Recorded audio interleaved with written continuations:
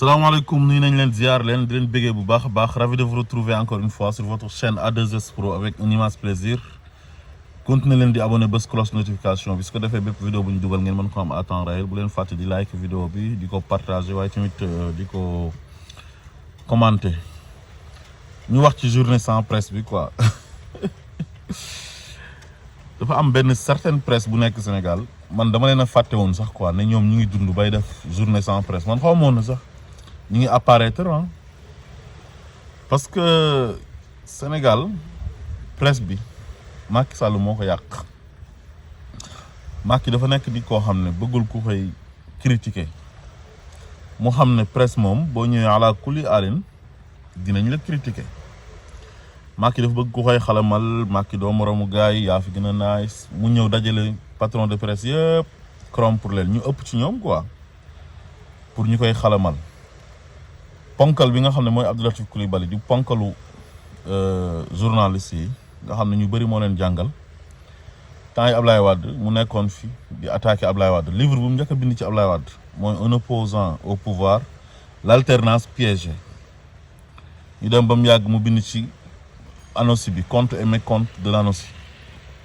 li mu doon bind lu ci bëri nag wax dëgg yàlla dëgg la woon boobu posture bu mu amoon baax na waaye li mu doon def ba tey en même temps chantage la woon mais Ablaye Wade faalewu ko woon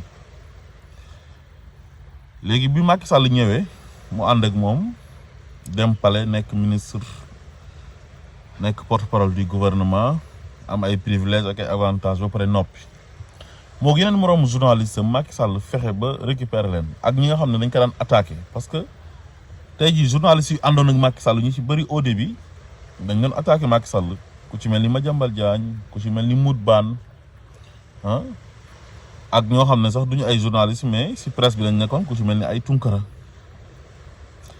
ak Yakham Mbaye moom moo sax théorisé dina si Faye Sall ak ñeneen ñoo xamante ni démb ils étaient virulents envers Macky Sall Macky fexe ba récupérer leen ñi nga xam ne nag mënalu leen dara comme Walfadjri ak waa Sud FM mu commencé di acharné aussi seen kaw donc presse bi nga xam ne ñoom ñoo ne tey dañ leen a menacé de mort maanaam dañuy waaj a dee ba pare ñu sippi lépp Ousmane Sonko te Ousmane Sonko joteewul ak ñoom dara ba tey mënuñ laa wax ne la lii lañ jotee ak Ousmane Sonko ñoom ñoo tooñ Ousmane Sonko au contraire mais Ousmane Sonko tooñu leen ñoom dañoo tooñ Ousmane Sonko ba pare tooñ askan wi parce que dañoo faillir à leur mission lu ñu waroon def defuñ ko dañ fee nekkoon war a informer askan wi juste et vrai Macky Sall di toroxal askan wi di leen bundu xatal ñoom ñuy jàppale Macky Sall ci ñaawteef yi muy def di rey ay doomi sénégalais ñoom yenn télévision yi ak yenn rajo yi di teg ay musique di divertir sénégalais yi te boobu Sénégal mu ngi tàkk yenn journaux yi di xëy di bind di n'importe quoi ki nga xam ne moom lañ tooñ di ko persécuter mooy Ousmane Sonko mook ay nitam di leen jàpp di tëj ci kaso yi di leen rey journalistes yi taxawoon di wax dëgg ñu leen di jàpp di leen tëj ci kaso yi ñoom dañ leen doon désavouer di yàq seen der xale yi nga xamante ni dañoo nekkoon seen droit di manifester parce que c'est leur droit les plus absolus ñu leen di xas naan leen toog leen seen kër ko fi dee yaa perte te loolu defuñ ko woon gratuitement dañ ko doon def parce que Macky da leen doon jox xaalis ñuy faral koo xam ne seen askan lay rey léegi presse boobu est-ce que presse bu baax la ba pare Macky Sall di leen wax ne bu leen fay impôt da leen ma jàppale ma leen di jàppale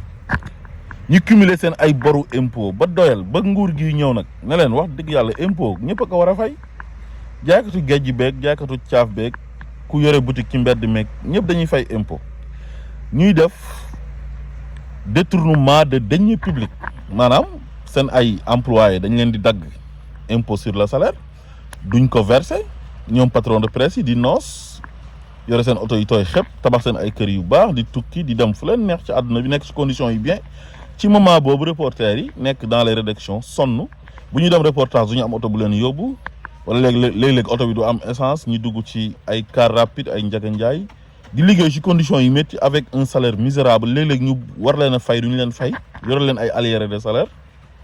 ba pare ci moment boobu seen patron de presse yi ñu ngi nekk de connivence ak Macky Sall Macky di jël xaalis di leen jox ay aide de la presse xam nga di leen exonérer li nga xam ne moom mooy impôt te amu ci benn droit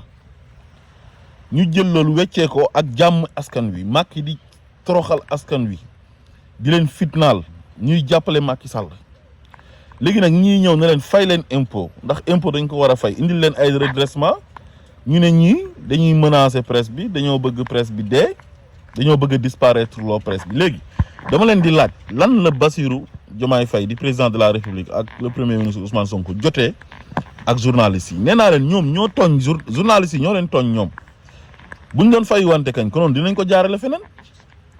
mais impôt c'est un devoir c'est obligatoire si képp koo xam da nga amee entreprise amul benn réew ci àdduna bi boo xam ne nit dafay ubbi entreprise ba pare te du fay impôt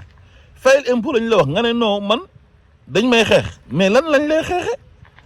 kon xanaa dañuy xeex ñi nga xam ne ñoom ñoo ubbi ay clinique comme ni ko président Bassirou Diomaye Faye waxee te ñooñu defe naa ne ñoo ëpp njëriñ ay presse xanaa dañuy xeex yeneen entreprise yi nekk Sénégal yëpp te war a fay impôt mais impôt bi mooy tax ñu tabax ay hôpitaux mooy tax ñu tabax ay tali ci la ñuy tabax ay école mais ngeen ne yéen du ngeen fay impôt léegi daal da ngeen bëgg ñu bàyyi leen ngeen ubbi seen entreprise di liggéey sans fay impôt quoi loolu ngeen bëgg mais li ngeen bëgg loolu c'est impossible mënta nekk yéen sénégalais yi bi ñu leen bàyyee dafa yàgg sénégalais yi dañoo amul sax habitude léegi di lire ay journaux yeeg ay di seetaan seen télévision classique yi xanaa Walfadjri ak Sud FM ñoom fañ nekkoon ña nga fa ba léegi ak Dunia waa RDV ak ñoom sax dañoo neutre ñoom wax dëgg yàlla mais am na si ñoo xamante ni maanaam dañ doon comploter sénégalais yi ànd ak Macky Sall Macky di def ay ñaawteefam ñu koy encourager bu Sénégal daan tàkk am na télévision yoo xam ne ay micro lañ daan teg ñii di teg ay musique nan seen yoon nekku ci léegi ki nga xamante ni moom lañ doon tooñ Ousmane Sonko di ko xañ ay axam ak ay yelleefam ñoom au contraire dañ ko doon chargé ñoom di ko saaga di ko sosal di ko fenal di ko waxal ay wax yoo xamante ni dara ba dara yu booloo jeex du ci dëgg léegi yéen seen ay pexe bu sotti woon Ousmane Sonko mii du accéder au pouvoir moom président Bassirou Diomaye Faye parce que façon sos bu nekk sosal ngeen ko fi Ousmane Sonko ak waa partem te terewul sénégalais yi nee nañ ñii lañ bëgg ñoom ba fal leen est-ce que yéen xeex bi ngeen doon xeex Ousmane Sonko ak waa Pastef tere na sénégalais yi fal waa Pastef kon war ngeen a xam ne yéen sénégalais yi lijjanti wuñu leen même bu ngeen defee journée sans presse ñoom duñ ko sax yëg parce que sénégalais yi léegi ñu ngi ci réseaux sociaux yi parce que réseaux sociaux yi léegi ñoom ñooy informer sax juste et vrai ah te ñu si bëri duñ ay journalistes ñun suñ classe gi ñun dëgg la ñuy wax di wax réalité sénégalaise yi li nekk Sénégal li am di xeex ngir Sénégal nekk ay vrai patriote ñooñu lañ gën a jox cër que yéen am na ay organe de presse yoo xamante ni mënuñoo def vidéo wala ñu def benn émission am sax 1000 vues dafay jafe te ñun lu mu tuuti war nañoo mën a am sax léeg-léeg ay 10 000 vues des fois ñu dem ba ay 30 000 vues kon sénégalais yi ñun lañ gën a jox cër sax que yéen sénégalais yi dañ leen a bàyyi dañoo génn ci yéen bu ngeen defoon 1 an sans presse sénégalais yi sax duñ ko yëg au moins sax dañuy kontaan dañuy bëgg parce que dañuy xam ne dinañ gëj a gis journal buy yàq der wala télévision buy yàq der wala journal buy fen wala télévision buy fen nekku leen ci dëgg tey nekku leen ci dëgg ëllëg yéen ci ay tooñ ngeen nekk yéen da ngeen a tooñ gouvernement bu bees bi doon leen sosal di leen xeex ànd ak Macky Sall mu leen di fay l'argent du contribuable di leen ger beneen bi mooy da ngeen ñoo ameel ñun suñu xaalis mooy xaalisu impôt loolu sénégalais yi ñoo ko moom ngeen ne du ngeen ko fay mais Ousmane Sonko moo leen di xeex Ousmane Sonko lan la jotee ngeen ba leen di xeex Ousmane Sonko tëjul benn organe de presse convention yi la dakkal mais convention yi loolu c'est son droit moom mooy le patron de l'administration bu ko neexee mu dakkal convention yi parce que convention yi jaarul ci yoon ñu xoolaat ko ay convention yoo xam ne dañuy jël ay saagakat yoo xam ne saagakatu Ousmane Sonko la di leen ko jox ñoo xamante ni ay live la ñuy def ci Facebook bi LONASE di leen signaler ay convention su fekkee RTS la RTS ñun yàgg nañoo gis ne publicité LONASE yàgg na fa jàll depuis bi ñu nekkee xale ba léegi di gis ay loterie nationale sénégalaise seen ay publicité di jàll au niveau de la RTS am na ay journaux yoo xam ne gis nañ ñu leen di defal ay insertion donte dañoo contre Ousmane Sonko mais ñu ngi doon def sax insertion mais ay sniper koo xam ne nee na day snap koo xamante ni day toog ci télé ci réseaux sociaux yi Facebook am tous les dimanches di saaga Ousmane Sonko ñu koy fay ak ay borom ñaari tur yi ñaasu xeesal ba weex tàll di toog ci télé bu ñuy tuddee lëndëmal askan wi di saaga Ousmane Sonko ñu koy jox xaalis borom rasta yu perte yooyu dëkk Tëngéej na woykat la ñu ne kooku dañ koy jox xaalis bàyyi la presse sérieuse les journalistes sérieux di nekk ci ay conditions yu misérables loolu mooy dëgg moo tax convention yi dañ koy dakkal ñu lijjantiwaat lépp ñi war a am convention ñu jox leen convention ñi ko warta am ñu dindi ko jox ko ñi ko mérité même boo contré nguur gi te mérité ko dañ la koy jox parce que ñoom tooguñu fi pour xañ sénégalais yi seen ak seen yelleef mais dañoo toog pour yemale sénégalais yëpp mais nag jubanti la ñu wax affaire u tappale yooyu dafay jeex seen journée sans presse bii mooy sama la plus belle journée de ma vie man parce que man damaa génnoon ci yéen man am na journaux yoo xam ne dama daan dégg rek ñu naan ñu ngi apparaître mais du ma ko lire du ma ko lijjanti su ma déggee ñu ne ñoo wax information bi du ma ko jox benn crédit man fu may informé woo mooy ci ay ñoom Sa Ndiogou seen ay analyse doy na ma te Sa Ndiogou du journaliste jàngal journalisme comédien la woon